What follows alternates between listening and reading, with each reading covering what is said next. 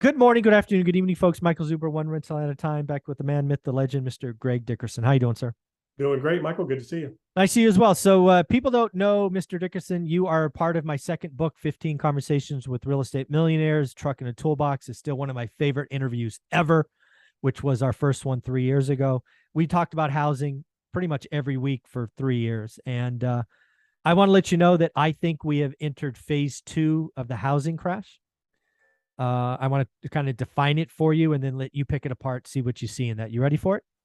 Yeah, I mean, there's no housing crash, but sure. Well, there is. It's a subtle twist if people watch my stuff. So phase one was a 30% housing crash in transactions. And that was really caused by demand destruction, right? The Fed did their thing, raised rates. We saw rates double from 3 to 6%. Demand is easiest to crush, and crush they did. We lost between 14 and 18 million would-be buyers that would qualify at 3 that simply don't qualify at 6.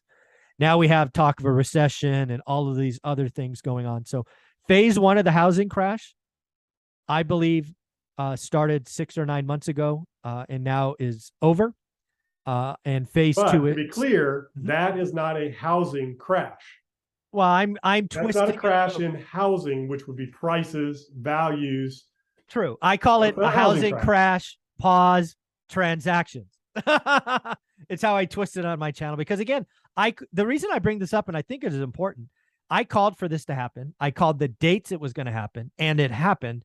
And most importantly, the second stage of this is housing is such a big component of the US. If we get to the end of phase two, which we'll talk about in a minute, it'll be a 50% crash in transactions. And that will pull us into a recession. So some people kind of like try to poke at me and say, Michael, you're talking about housing crash, not in price. I get it. I don't believe it's coming. I don't think a crash in price or value is coming. There is a crash in transactions. It happened when I said it was happening, and I think it gets worse from here. All right. Yeah. And that's the whole thing. I mean, yeah, prices are correcting in some markets, not everywhere. I mean, in my market, there was a house that was way, in my opinion, still way overpriced that went under contract in a couple of days. I couldn't believe it.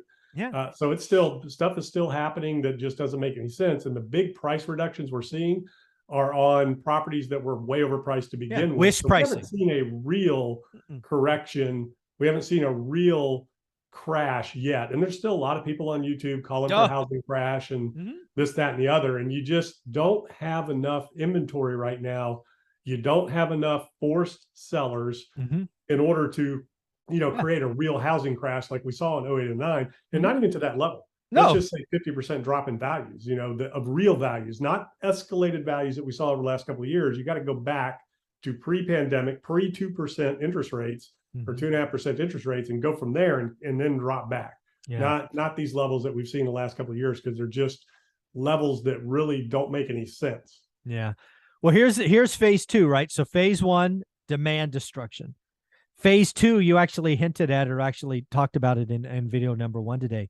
It is supply destruction, interest rate lock-in, whatever you want to call that, right? According to Black Knight, it's been quoted lots of places. 13% of residential owners have below 3, 50% of residential owners below 3.5, and 80% of loans are below 4. As rates go higher, they now are at a cycle high. I believe they go higher and could touch 7. We are going to see record supply destruction. Honey, we don't need to move.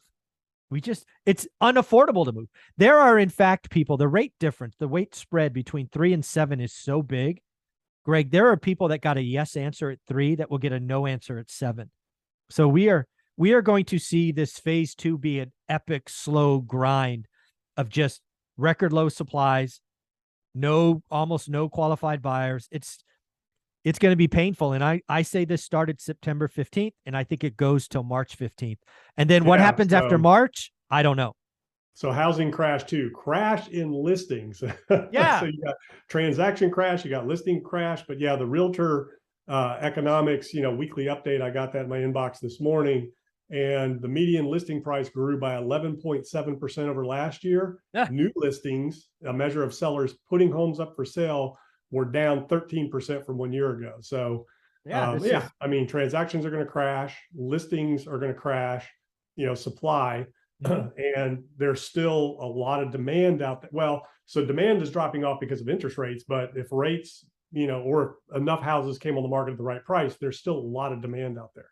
Yeah. So again, and I'm being very clear, between September 15th and March 15th is phase 2 of the housing crash. We are going to get to 50% crash in transactions because we already lost demand. Now we're going to increasingly see less listings, i.e. down 13%. I think it gets worse from here. And, we're going to get to March, which is generally the start of the spring selling season. Then we have to look at where are rates? Are we in a recession? Where's unemployment? I don't know where things go from after March, but this winter, terrible. For like, if you're paid on commission, if you're a notary public, if you're title, if you're escrow, buckle up. It's going to get rough.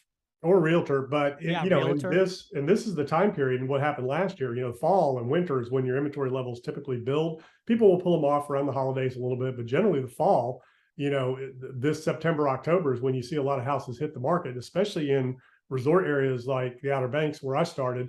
Everybody wanted to get all their income for summer money, yeah, put their house on the market in the fall and winter. So, yeah. I mean, even that market still not seeing a lot of properties hit the market. It's really interesting. What's going on. I mean, it's just crazy. I mean, it's the weirdest housing market we've ever seen.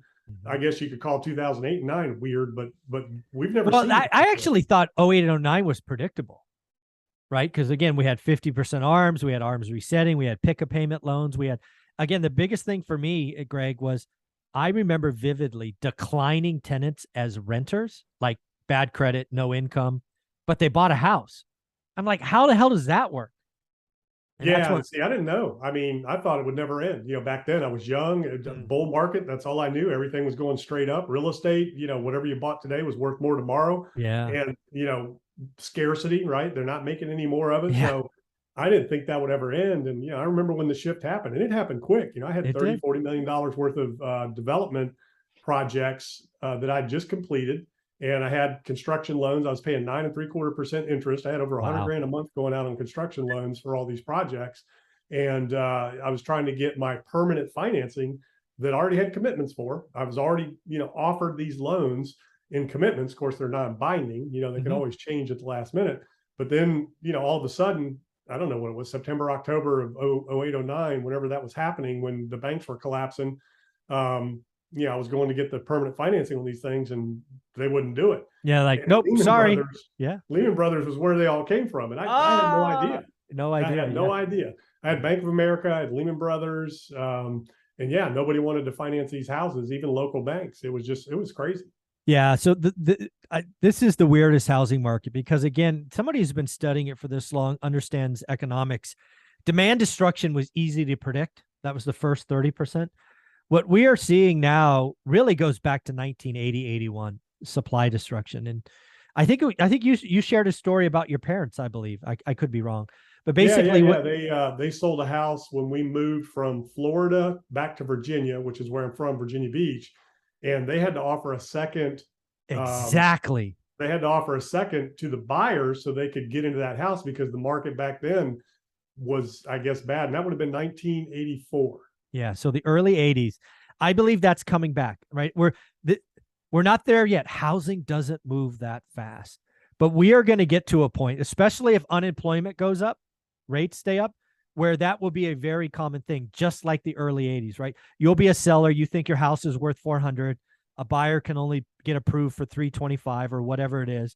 And what you'll do as a seller is you'll say, great, I will take a second, no payments, a balloon in 10 years, right? When the market's better. And that'll be another way how housing transactions get done, a la 1984 and your parents. Yeah. Yeah. And I'm not sure what the deal was back then, whether it was a value thing or just people couldn't qualify because it was, credit was tighter. I don't know, or but deals got done even at high rates. Deals got done. They'll get done now. And that's where, like we talked about subject to. And I know a lot of people watching this don't understand it or didn't, but just, educate yourself on subject to, because that's where opportunities will arise to be able to take over some loans, because people are going to list their house at high prices and it's not going to sell. So that's where you can go in and say, look, what's your interest rate? Yeah. What kind of mortgage do you have? What's your interest rate? And you go in there and offer to take over that loan. pay commissions, pay them their equity, pay everybody. whatever. With a regular, I mean, you can negotiate whatever you want, and it depends on what those people really need and what they're willing to do. And, people will walk away from their equity just to, get away from the payment if they have to, especially if they have to move or whatever. But again, you need forced sellers. And, you say the housing market doesn't respond or react quickly. It does if there's zero, if you can't get the financing, the market dries up. And that's what happened. You could not get the financing. And that's where things change fast because listings started stacking up. The difference this time, whole different homeowner, whole different health. They have good jobs, they're qualified, they put good money down, so the payment won't change to walk away versus before where it was zero down, or you got your money back and you refied. A lot of people have done that this time. They refied into these loans, so they pulled their equity out. So it's a very interesting time. And if you can find somebody that's trying to sell a house and it's not moving, you can always ask them, about their loan and if they'd be willing to, finance or do a subject to or whatever. It's actually funny you bring that up. I want to prove that this is going to work. So one of the things I'm thinking about doing, there's a zip code in Fresno, 93730. It's a highfalutin area, it's the nice area in Fresno County. I'm thinking about going into that market, probably working with an agent, find every listing over 90 days on market, probably using PropStream to figure out their equity position or at least an estimate. And I'm going to go after everybody who's got 60 or 70% equity and say, hey, I can give you your price, but my terms. And then I'm going to potentially get $1 million rental just to prove it works. Because again, if we have a conversation and we can put it in place where I could cash flow $1 million home just to prove seller financing, I think I'm going to do that. So it should be fun.